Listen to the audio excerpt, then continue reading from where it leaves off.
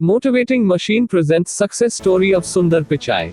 From humble beginnings as a middle-class student to one of the lead product developers on Google Chrome and now the CEO of parent company Alphabet Inc., Sundar Pichai's road to the top is worth writing in history books.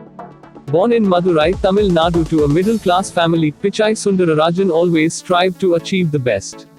He wasn't only a standout student with his metallurgical engineering degree from IIT Kharagpur, but also was the captain of his cricket team.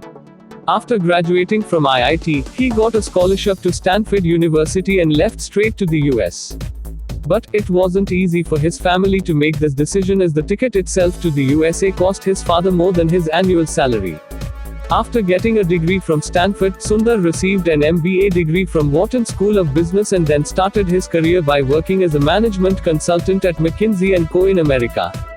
He finally then kickstarted his job at Google on April 1, 2004 as a product manager, which was coincidentally the same day that the company launched Gmail.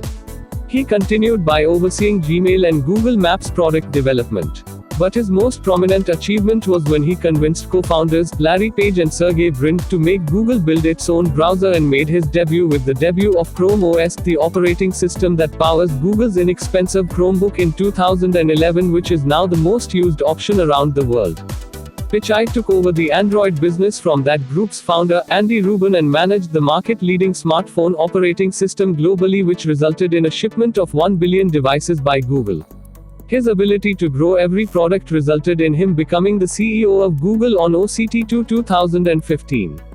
Not just that, he was awarded 273,328 shares of Google's parent company Alphabet, leading to a rise in his total net worth. These shares were worth $199 million, and this took his holdings up to $650 million. His growth and need to make the world a better place didn't stop there, as earlier this year he also launched Bolo app in India, which is a reading tutor app powered by Google AI text-to-speech and speech recognition.